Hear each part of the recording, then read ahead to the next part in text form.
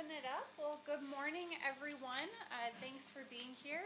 My name is Haley Kulkine. I'm the Assistant Commissioner and Chief of Staff at the Minnesota Department of Commerce. We're excited to welcome you today as we're having an important conversation, Fueling Our Farms, How Federal Policies Are Rising Energy Costs in Rural Minnesota. First, a really warm thank you to Jim Falk of Fox Seed Farms for welcoming us to his family farm here today. I also want to thanks to Lori for the Minnesota Farmers Union for helping coordinate this event, as well as partners and community leaders joining us today, as well as members of the media who are helping us share this important conversation with Minnesotans statewide. This setting matters. We're here in rural Minnesota because this is where economic pressures we're discussing today are most deeply felt. When energy markets move, when fertilizer prices climb, or when global trade shifts, Minnesota farms are often the first to feel the impact, and those impacts ripple throughout in the entire rural communities. Over the past year, we've heard a consistent message from farmers, rural business owners, and local leaders across Minnesota. The cost of producing food, fuel, and fiber is rising faster than revenues. For many farms, energy use is embedded in the entire operation. Fuel for planting and harvesting, grain drying, heating and cooling for livestock, trucking and transportation, and electricity for on-farm systems. When those energy costs for those operations rise, when crop prices fall, at the same time, the result is a serious squeeze on the margins, one that jeopardizes farm viability, rural jobs, and family financial stability. Today's discussion will explore how rising energy costs are affecting Minnesota agricultural sector, why those costs are rising, and what policymakers, state agencies, and communities can do to support resiliency in rural Minnesota. We're joined today by participants who understand these issues from multiple angles. So please welcome Deputy Commissioner Pete Wyckoff of the Minnesota Department of Commerce, Division of Energy Resources. As I mentioned, Jim Falk, owner of Fox Seed Farm, who is our gracious host today. Cindy Vanderpool, a farm manager from Pastures A Plenty. Eric Hedman for Prairie 5 Community Action, serving Swift County. And we want to thank you all for being here. We may have one additional member scoot in a couple of minutes. So we'll introduce him when he gets here. Thank you all for being here today. We'll have about 30 minutes for a roundtable conversation and then about 15 minutes for questions that we get online. I'll direct some questions to individual participants, but feel free to jump in if you have something to add or respond to. We want this to be a real conversation. So starting us off, my first question is for Pete Wyckoff, Deputy Commissioner of the Division of Energy Resources at Commerce. Pete, can you walk us through what some of the latest data show about how and why energy costs are one more problem for farmers and rural Minnesotans?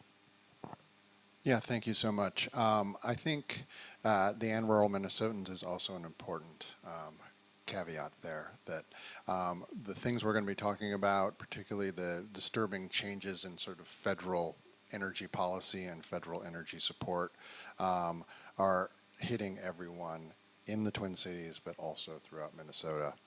Our concern with the federal government and how they are helping to drive up energy prices at a time when other forces are also driving up energy prices instead of the federal government helping us drive them down, starts off with something that is much broader than the energy sector, which is lots of concerns about tariffs and the strange new world of tariff policy that we have entered. I know directly farmers, in terms of selling their crops overseas and overseas markets have suffered from tariffs. And that's not what we're here to talk about today, but that is the biggest, the biggest concern in farm country. But what we are here to talk about is that those tariffs, is a good place to start, are also making our energy more expensive. We have an energy system that is old and creaky in many ways, so we are in the midst of, at the same time that we are trying to clean the energy system, which is a way to actually bring prices down, which is a nice convergence of things there. We're also trying to update very old transmission systems and generation with new things, and a lot of the parts of the energy system unfortunately aren't made in the United States, so we need to import those, and tariffs are sort of the first blow coming from the new administration that's pushing up energy prices. The other things that have really hit the energy system are a change in federal tax credits. You know, Minnesota is a place that sends way more tax money to the federal government than we get back, which is something that always bothered me and bothers all of us in the Walz administration. But in the energy space, this is getting worse because of new tax policy in the energy space that is revoking support for wind and solar in particular, which is the kind of energy we can produce in rural Minnesota, and giving new tax credits to fossil fuels, which we don't have any in Minnesota. All those are imported. So by a tax policy shift in the new administration, we are seeing upward pressure and anticipate upward pressure on energy prices, and also a pushback against the sort of energy that we can do as an energy industry that's based from the production to the end point in Minnesota. There are other things that are happening. We have, for the first time in my memory, maybe ever, seen a federal government that is trying to renege on signed grant contracts in the energy space, which has a lot of things one could say about it. It's reneging on contracts is just not how an American capitalist system is supposed to work, but it's also something that is bad in terms of driving up prices.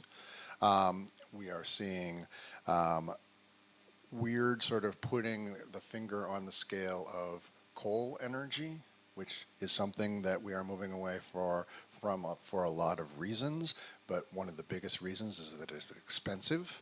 An example is there's a coal plant that was supposed to shut down this year in Michigan that the Trump administration ordered to stay open, and that is not just a Michigan problem, because the way that coal plant is being paid for is by all the upper Midwest states, so your bill is going up because of an unneeded coal plant that is staying online in Michigan, rather than the support we had seen for bringing in on new wind and solar in Minnesota. So these are all trends that are going in the wrong direction, at the same time undercutting our ability to build new generation, at the same time that we know that demand for energy, particularly in the electric sector, is going up because of data centers and new industrial needs. The other thing I'll mention in West Central Minnesota that is a big hit to planned economic activity is the loss of something kind of obscure called the hydrogen tax credit. Right now, Minnesota imports all of its fertilizer, but we could make that fertilizer here at about a 96% reduction in greenhouse gas emissions, if you care about such things, but also to the economic benefit of Western Minnesota. And that new industry has been, hopefully not, but potentially nipped in the bud by changes in federal tax policy that are really going to hurt the development, that kind of economic development in Minnesota's farm country. So I can go on, but I know you don't want me to, so I will leave it there and pass it back to our moderator. Thanks so much, Pete. I think that was a really good overview of what's happening on a global scale. So I want to kind of bring it a little bit back to the ground we have here in Minnesota and ask some questions of our other panelists. First, Jim, you know, as somebody who's operating a seed farm, has invested in clean energy for your own operation, can you talk a little bit about how rising fuel and energy costs or lack of available tax credits are affecting your operation, and what does this energy squeeze look like for you? Well, thank you, Haley. I'm the fourth generation to operate the Falk farm, Falk family farm, and along with my wife Karen and also my son Andrew, who's now the fifth generation to work the land. And farming is a challenging business. There's a lot of factors that are outside of the control of the farmer, and that would be, you know, the markets, the weather, trade policy, global conflicts. So, you know, there's there's a lot of things that farmers just can't, they can't control. And so about 40 years ago, we made a decision that we were going to start a seed plant and processing operation. And so we're celebrating our 40th year this year. And so we're a bit of a unique business in the sense that we're a traditional farmer, but at the same time we are using value added in our operation. So, but today I visit with farmers every day about profitability. That's my job. Basically, we're looking at options for them for their planting season, and there's a lot of concerns out there. And as Pete mentioned, the tariffs are one of the top things that are talked about. Trade policy inconsistency. There's a bit of chaos that just the market doesn't like, and obviously, that's affecting farmers in their decision-making policy. So, but farmers are innovators, and I want to go back in time a little bit and go back and just revisit what I remember about the '80s. And we had high interest, we had bad weather, we had low markets, and we had an energy crisis then too. And so solar and wind started getting some traction back then.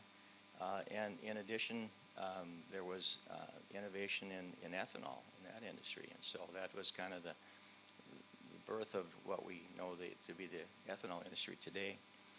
So looking, fast forward to 2005, well, actually, I want to go back to the 80s because we actually built a solar system in the mid 80s that was just a heating system. So rising energy costs were real back then as well, and it was an 8x20 panel that I put on an old hay rack with a winch system so we could elevate it. And for about 3 years, we did supplemental heat into our little house at that point in time, and it worked great. So it proved to me that renewable energy works. And so now fast forward to 2025, we decided when the renewable energy standard in Minnesota was going to be moving forward that we were going to start an LLC and try to put a larger scale wind project up of 17.5 megawatts. And the system was cumbersome and expensive, and we were in study after study. And in 2009, we were really forced out of the study because there was another study coming and it was just too expensive. So there are frustrations in getting energy online that still need to be addressed. When we couldn't get that system up, we decided as a family that we wanted to do something to reduce our carbon footprint right here. So in 2016, we put up a 30 kW wind turbine, and in 2017, we put up 120 solar panels on our roof at the seed plant, which is equivalent to 33 kW. And so we produce approximately 70% of our seed plant's energy needs on an annual basis right here with our on-farm energy systems. So back to your question about farmers feeling the squeeze, all the inputs make a difference in from the fuel to the electricity in their profitability. And right now, with markets as low as they've been this last year in 2025, particularly in soybeans, farmers are seeing prices that are $3 to $4 lower than the previous 4 years, an average of the previous 4 years. And so it's really hard to pencil out a profit at this point in time. So my thoughts on this is that we really do need to incentivize and keep in place the systems for on-farm distributed generation. It's the most efficient energy on the grid. It's used where it's produced. If I have a little excess energy that goes back to the grid, it feeds back into my neighbors. So it's a system that's worked for years, and it's a system that we should continue to support. So thank you for coming here today. Thank you so much for hosting us, and it's really inspiring to hear how over the years you've been able to create sustainable energy here on your farm, and hopefully we can keep that momentum going despite the headwinds that are coming from the federal government. Cindy, I want to turn it to you and talk a little bit about your operation and your farm, which is a little bit different than Jim's, and talk a little bit about what your experience has been and what rising costs mean for your farm and affordability overall. Yes, I'm Cindy Vanderpool from Pastures of Plenty Farm in Kirkhoven, Minnesota. Again, we are starting on our 5th generation of family working on our farm. Our farm direct markets all the pork, beef, and chicken that we produce on our farm, along with we crop, corn and alfalfa. The alfalfa pretty much all goes back to our cattle that are grass fed. Um, we've had our struggles. We've done our ups and downs. Um, our big thing as a family has always been healthcare, and that's a big thing for us. And with the healthcare costs rising, it was very scary. We've always looked at it as how do we take care of our family? As farmers, it's the most dangerous job you can possibly have. And, do you continue to pay into healthcare or do you do savings accounts? And yeah, in 2021, I realized how important healthcare was when I had breast cancer. We were very thankful that we were on Minnesota Care at the time. But, I've done the whole county thing for 25 years, filling out the paperwork for Minnesota Care, and trying to make sure that our kids always had health insurance, and it was always a challenge. In about 2012, we decided to put up solar panels on our yard. We were allowed to have 40K, and but at the same time that we were actually building those solar panels, putting the stakes into the ground, there was laws being changed for the net metering at the Capitol. And we have 3 different homes that we take care of, plus the farm. And we've noticed that our meter charges just to hook up to the grid are totally different in one location with one company to another. We go from a $6 meter charge to a $35 meter charge where our solar panels are. Plus then we also have a $45 charge if we're not using the power that the electrical company is providing us. They hit us with a $45 surcharge because we're giving them our energy, but we're not taking theirs, and so we get a $45 charge a month when that's happening. The credits that we get, we're charged 14 cents a kilowatt per month with the power that we use from the company. And when they actually buy our solar power back, they give us 6 cents.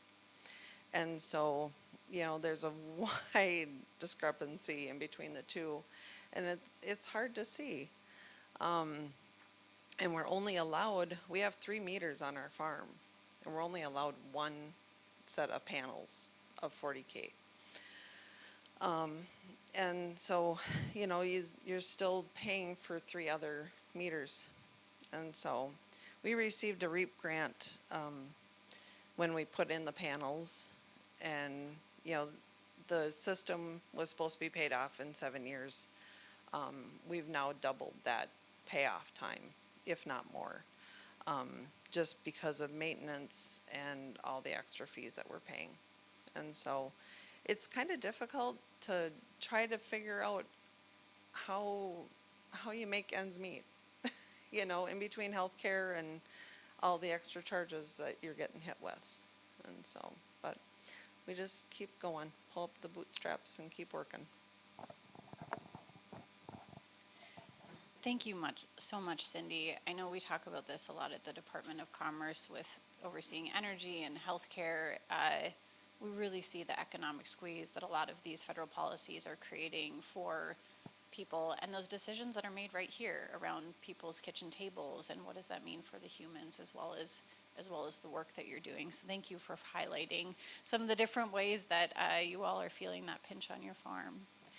So I want to turn it over to Eric with Prairie 5 Community Action. Can you outline for us just a little bit more from a community support perspective? What are these rising costs? What challenges do you see among rural households with some of these rising energy costs? Well, thank you for allowing us to be here. I think it's important for us so people get a true picture of what's going on in rural Minnesota. Prairie 5 Community Action is an agency, or Prairie 5 has been around since 1974, and we've seen all different type of gamuts that's been going on. Right now, what we're seeing is overall the households, they're seeing increase with food costs, taxes, as well as child care, insurance, medicine. And so this really, what happens is it really affects their discretionary dollars. And so a lot of the households are making decisions that maybe are not the best decisions, but what they're doing is they're making the decisions based on the greatest need at this time. Prairie 5 also works with energy assistance, and that's a very important program for people in rural Minnesota. On average, we do about 2,500 applications, and currently, as of yesterday, our agency has done or completed about 1,400 applications. And keep in mind that there was a government shutdown during that time, and so applications came to nothing could really be processed at that time, and so it really has really shows, you know, kind of like paints a picture of where families are at this time. And so how are the individual homes making decisions? You know, some of them are turning down their thermostats.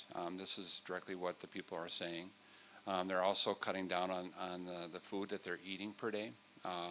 They're also utilizing the food shelves and other type of programming that's available out there. They're also cutting back on medications, and that's unfortunate that some people are doing that. And they're making that decision about what is the most important thing to do. Health insurance is also a major issue with families, and so some people may be going without health insurance because of the cost, and so they're kind of gambling with their health as well as their needs.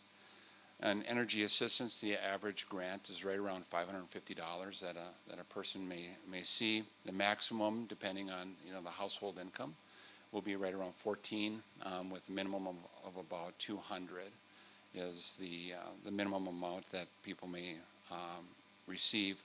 There is a crisis benefit, so that if people do have need additional assistance beyond what their original grant, that might be right around $600.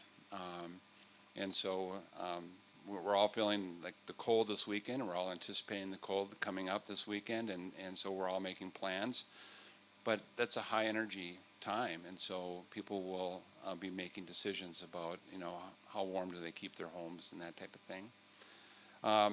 The people are also in rural Minnesota. We depend on LP as well as fuel oil. And so right now, propane prices in the 5-county area average right about $2.50 a gallon. And then the oil average is right around $3.50. So it doesn't take long for money to be discretionary or money to be used to be spent just on the basics of heating, and that doesn't include electricity.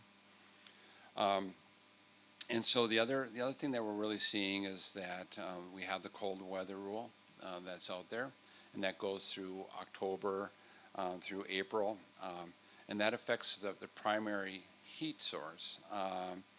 But there is a misconception out there with the cold weather rule that it is not an automatic protection. And so what can happen is that the homeowner has to make contact with the the fuel source to be able to and make a payment plan so that they are able to continue on with the program. So we're seeing a multitude of different things in rural Minnesota, right in the household, and families are struggling. And so we're just appreciative on our end that Prairie 5 is able to do a wide variety of different, not just energy assistance, but also provide other services to help people make it through this time.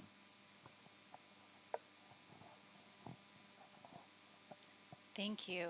I know we were all holding our breath to get that energy assistance money once the federal shutdown ended, and very quick work between our agency and the CAPS to get that in the hands of households. And $550 is huge and can have huge impacts. And thinking about the weekend we have ahead with the cold temperatures, very happy and grateful to your organization for helping get that in the hands of folks so that we can keep people warm, especially now, because that has other impacts on health and other things. So thank you for that kind of overview of the way that you work with rural families. Welcome, Eric. Thanks for joining us. We've got Eric Hattelstad from CURE. We're just kind of roundtable discussioning. So the question I have for you is, we know that you've worked with the USDA and you work with rural co-ops. How do you anticipate some of the new federal direction on energy policy will influence the direction of other issues that you're working on? So. Well, I don't think it's ever taken me an hour to get 20 miles, so that was a fun drive. So, you know, with the passage of the so-called Big Beautiful Bill, I think we're already seeing a lot of impacts on energy prices that are directly going to be impacting, or already are impacting, rural Minnesotans. You know, for instance, for the first time ever, public power companies like electric co-ops and municipal utilities had access to really critical tax credit incentives, largely thanks to the work of Dr. Wyckoff here. And just when they were being able to have this kind of equity in incentives, they lost a lot of those incentives at a time when we're seeing dramatic demands on new electric demand. So we have this kind of perfect storm of data centers really driving a lot of increased power costs, and with paired with the elimination of a lot of these really critical incentives. You know, in talking with some developers, you hear stories about power prices increasing upwards of 30% just over the last 6 months, or their project costs. So these are really having direct impacts already. You know, in between 2024 and 2025, utility rates in Minnesota increased 10%. And we already know that across the country, across any type of utility class, those are certainly going to continue increasing. And it's really, you know, it is tied to these really big decisions that were made, these historic rollbacks that were made in the Big Beautiful Bill. But it also really took. It went after some programs that had no really, that I think people are still kind of confused as to why programs like REAP have been targeted by the administration, a program that's had broad bipartisan support for a long time. And, you know, we have several beneficiaries of the REAP program on this panel. And, you know, at a time when more farmers need access to these cost-saving investments of distributed generation, we have this. We have questions about what the future of REAP is going to look like. So I think we're really facing some really big questions about the future of energy. Of course, we saw just this in the last couple of weeks the first new coal plant being proposed to be built in quite a while out in Wyoming, and I think we're facing some really difficult times. And I think it's really a direct outcome of a lot of the decisions that were made earlier this year.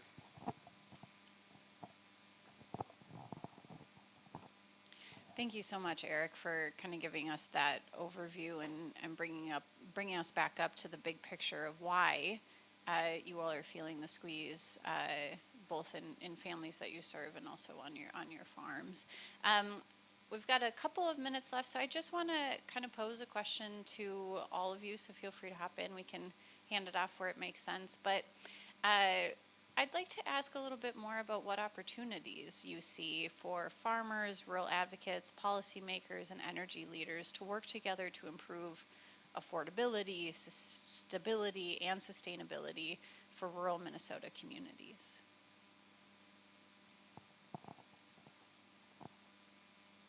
You want to take that one, Eric?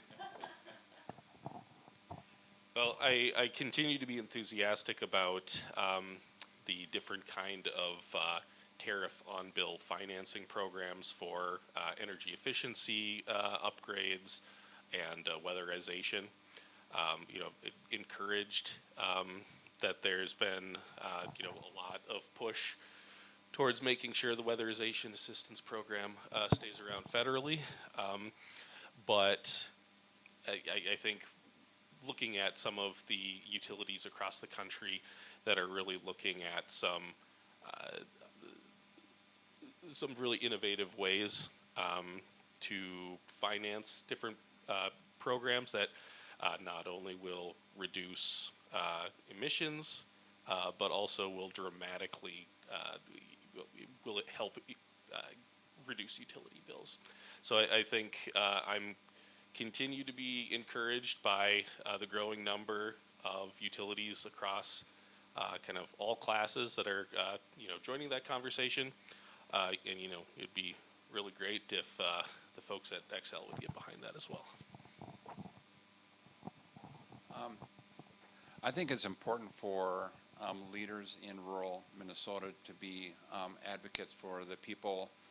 I'm not going to say that they don't have a voice, but I think leaders need to be advocates, for people that don't have as loud a voice. And I think it's important for us to talk to our legislators and talk to other find collaboration partners and all kind of like push together and work together. Well, I was just going to say that, if you don't speak up and say something at the Capitol, you can't sit back and complain about something, because you have to speak out and speak up. I would say that we had a lot of education that we tried to go through with legislators last session on net metering and the history of net metering and the benefits of net metering. And there's, in my opinion, misinformation about net metering out there. Again, as I said earlier, it's the most efficient energy that's on the grid. It gives farmers and the small business and homeowners the opportunity to have some of their own ownership in their own energy production, and it's just been a great policy. So again, we have to keep talking. As Cindy said, we have to keep talking to people and educating them on the benefits of on-farm renewable energy and small business as well. Yeah, so just back to an earlier point that was made on data centers and large users, our position at the Department of Commerce is not that they are necessarily a bad thing, but they can be a good thing or they can be a bad thing depending on how that large new demand is absorbed by the system, we think we have new policies in place. We passed them in a bipartisan manner in the last state legislative session that will make it more likely that we are a state that could benefit, but we don't actually have those large loads yet. They're just anticipated. So we'll see, and we will modify policy as necessary to try to make these a net benefit. On the overall federal direction, though, trying to stick with that, one of the things that I didn't pick up on, and thank you for picking up on, is that at a time when everybody's being squeezed in many, many ways, as we've heard, the Trump administration has actually pushed for eliminating energy assistance. On the optimism side is we didn't get a new budget. They had a shutdown. It didn't result in a new budget. So we're still operating on the last year's budget, which means we still have energy assistance money. And in January, they're going to try again to get a new budget. But I think we're seeing, because people are articulating the value of things like energy assistance, especially at a time of upward pressure on prices, some of which are self-inflicted, is what we're arguing by the federal government, the value of that program. We're seeing congressional people start to stand up and say, of both parties, and say, no, we actually value energy assistance even if the president is pushing to eliminate it. So I have some optimism about preserving that important protection for those most vulnerable, who are mostly, the majority of our recipients of energy assistance are in outstate rural Minnesota. So. Thanks, everyone. I'm hearing that these conversations are just incredibly important and need to be had on multiple levels, and as an important part of some of the affordability conversation that we're having in many facets of the economy right now. I want to thank you all for your thoughtful insights. Today's conversation makes it clear that rising energy costs are not just an agricultural issue. They're a rural economic issue, a family budget issue, and in many cases, a community stabilizing issue. So we appreciate the expertise and lived experience of each of you brought to the table. We'll open it up now to questions, if we have any, from the press online. Okay. Give it 1 second.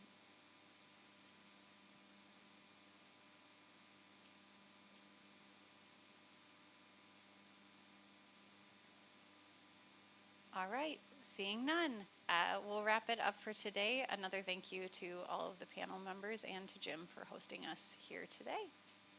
We'll wrap it up. Thanks all.